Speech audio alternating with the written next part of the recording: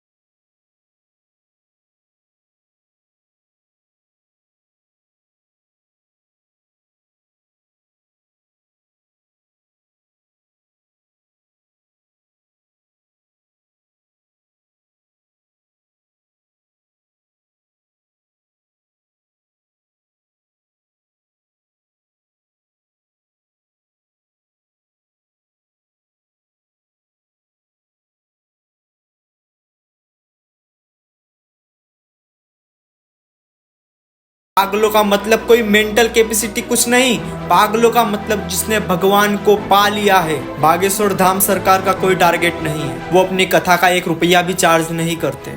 हाल ही में उन्होंने 125 जोड़ों का विवाह करवाया है, 125 गरीब बहनों का घर बसाया है। अब जानते हैं बागेश्वर धाम की कुछ विशेषता।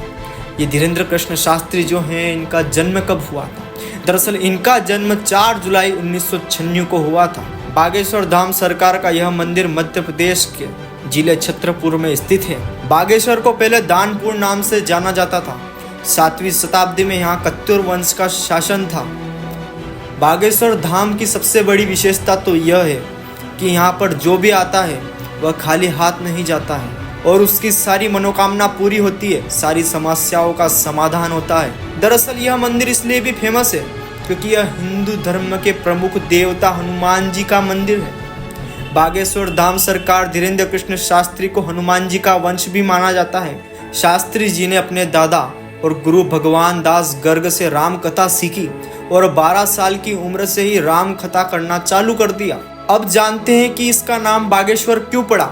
दरअसल हिंदू धर्म ग्रंथों के अनुसार भगवान शिव ने स्वयं बाघ का रूप लेकर इस स्थान को आशीर्वाद दिया था, तब से इसका नाम बागेश्वर पड़ गया। लगभग 8 साल तक भिक्षा मांगकर पेट भरने वाले शास्त्री जी आज हर महीने अपने भक्तों को 70-80 हजार संख्या में फ्री ऑफ कॉस्ट भोजन करवाते हैं। एक बार एक अधिकारी ने बाबा से पूछा कि आपका मकसद क्या है? ये जो आप करते हैं, अपना जो दरबार लगाते हैं, दरबार में बड़ी भीड़ होती है, आपका मकसद क्या है? आपका मकसद मुझे बताइए। तो धीरेन्द्र कृष्ण शास्त्री जी ने बताया कि मेरा मकसद जिहादियों से, हिंदू धर्म विरोधियों से, अपने सनातन के लोगों को बचाना, अपनी बहन बेटियों को बचाना, अपने रामचरितमानस की रक्षा करना, उसका उजागर पूरे दुनिया में करना, अपने हिंदू मंदिरों को बचाना, ध्वस्त होने से बचाना, यही मेरा काम है। मैं अपने राष्ट्र को हिंदू राष्ट्र बनवा कर ही मानूंगा। मेरा लक्ष्य है भारत को हिंदू राष्ट्र बनाना, सनातनियों को जगाना, सनातनियों को अपने धर्म के प्रति कट्टर करना। धीरेन्द्र कृष्ण शास्त्री जी ने अपने जीवन में अपने दादा का महत्वपूर्ण रोल बताया है कि मैं तो कुछ भी नहीं, मैं तो ABCD हूँ, वो तो जेड तक के थे। मेरे पास क्या शक्तियाँ, क्या सिद्धियाँ, उनके पास तो ऐसी ऐसी सिद्धियाँ और ऐसी शक्तियाँ थी कि कोई माने भी ना। वो बताते हैं कि बागेश्वर धाम मंदिर जो पहले छोटा सा था, अब तो पूरी दुनिया भर में मशहूर हो गया। मेरे दादाजी जो थे वो वहीं पर पास में एक छोटी सी उन्होंने कुटिया झोपड़ी बना रखी थी, और वो वहीं पे जो है अपना ध्यान करते थे, वहीं से लोगों की जो है सेवा करते थे। काफ़ी ज़्यादा बड़े बड़े अधिकारी उनसे मिलने आते थे, उनसे जो है राय लेते थे। धीरेन्द्र कृष्ण शास्त्री जी ने ये एक इंटरव्यू में बताया है। काफ़ी अद्भुत और विद्याएं वाले जो थे उनके दादाजी थे।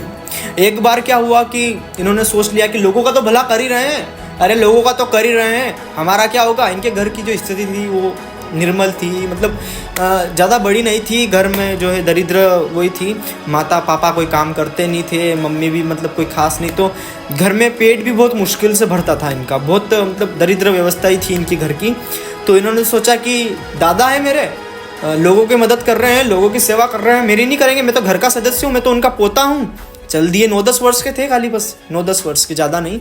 चल दिए अपने दादाजी के पास कि दादा आप लोगों की सेवा कर रहे हो, लोगों को बता रहे हो, हमें बताओ कोई धनवन गड़ा हो तो। दरअसल बच्चा रहता है ना 9-10 वर्ष का, यही सोचता है कि कोई दादा परदादाओं ने कहीं ज़मीन में गाड़ रखा होगा तो पता हो तो बता दे, निकाल लेंगे। दरअसल हमारे दिमाग में भी ये पहले आया होगा, तो ऐसे ही ये भी चलेगा। अब वो तो दादाजी, उनको तो सब शक्तियाँ, सब विद्याएं सब पता होता है। वो अंदर से मुस्कुराए, बोले कि बिटवा, धीरेन्द्र, बिटवा बोलते थे इनको, बिटवा रात को आओ। वो बोले कि बिटवा रात को आना। उन्होंने बोला ठीक है। रात हो गई साहब, रात को आए कि दादा आप बताओ ना कहाँ है मेरा सोना धन, कहाँ गड़ा हुआ है। इन्होंने बोला कि हाँ चला ठीक है बताता हूँ, आजा आजा। इनको ले गए एक तालाब के पास, तालाब में इन्हें नहलाया, भाव पकड़ी इनकी भाव पकड़ के रखते थे, भाव नहीं छोड़ते थे इनकी, पकड़ी और डुबाया, नहलाया और ले गए इनको बागेश्वर मंदिर के पास, खड़ा कर दिया ले जाकर। कुछ देर बाद वहाँ पर एक प्रकाश हुआ, एक रोशनी हुई भयानक, और ये डर गए। बच्चा होता है काँपने लग जाता है कुछ देखते हैं तो, और डर डर डर पसीना निकलने लग गया। और डर डर में उनके दादा ने बोला कि बोलो हम तुम्हारे और तुम हमारे। दादाजी ने बोला बोलो हम तुम्हारे तुम हमारे। इन्होंने डर में थे, पसीना निकल रहा था, इन्होंने बोल दिया जोर से, हम तुम्हारे तुम हमारे, हम तुम्हारे तुम हमारे।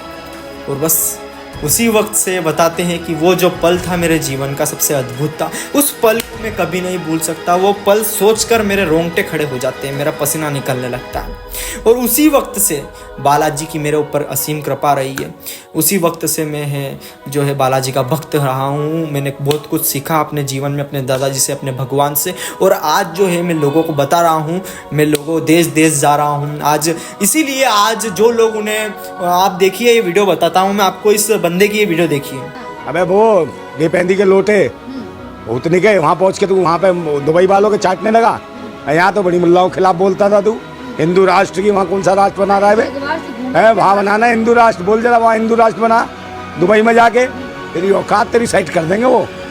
बोल वहाँ के हिंदू राष्ट्र बनाने आया हूँ यहाँ, हिम्मत है तेरी? फट जाएगी तेरी पूरी पूरी पूरी पूरी फट जाएगी दिमाग की नस। अभी तो पता नहीं कहाँ जाएगा। ये लोग, ये भारत का लोग है, इसने कपड़े कौन से पहन रखे देख सकते हैं आप। ये ऐसे लोग, ये बेवकूफ लोग, जो बंदा सनातनियों को जगा रहा है, जो अपना पैसा नहीं लेता है, जो भक्तों को फ्री में भोजन करवाता है, उसके लिए इन लोगों की ऐसी सोच है। सोचने समझने वाली बात है।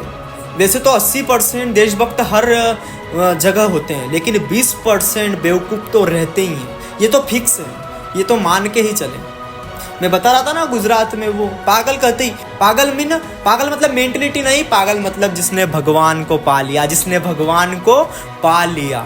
इसीलिए आज शेखों के गढ़ यूएई अबू धाबी में, जो एक मुस्लिम कंट्री है, वहाँ पर जाकर ये अपनी कथा कर रहे हैं। क्या इनका स्वागत हो रहा है, पिक्चर देखिए आपको मन, मतलब आप खुद कहेंगे कि यार क्या जलवा है बाबा का। वो गाड़ी देख रहे हैं आप, उसकी कीमत पता है इंडिया में? पता है, रोल्स रॉयस की गाड़ी है वो, उसकी कीमत ही इतनी है ना कि क्या बताऊँ। अब भारत में दरअसल कुछ 2-3 गाड़ियाँ ही है उसमें, और वो खुद उस कार का मालिक ड्राइव कर रहा है, कोई ड्राइवर अलग से ड्राइव नहीं कर रहा है। आप ये चीज़ सोचिए। और लोग तो समझते ही नहीं है। लोगों को इस बात को समझना चाहिए, क्योंकि वो बंदा कुछ चाहता नहीं है, उसको केवल अपने भारत देश से काम है, अपने हिंदू राष्ट्र से काम है। इसी को लेकर वीडियो को स्टॉप करता हूँ। मैं आपका दोस्त कुलदीप भारतेश, राजस्थान झालावाड़ डक से। इसी तरह की वीडियो देखने के लिए हमें सब्सक्राइब करें ना करें, इस वीडियो को शेयर कर दे, ताकि कुछ अंधभक्त, कुछ भटके हुए लोग हैं, उनको समझ में आ जाए। जय हिंद, जय भारत, जय श्री राम।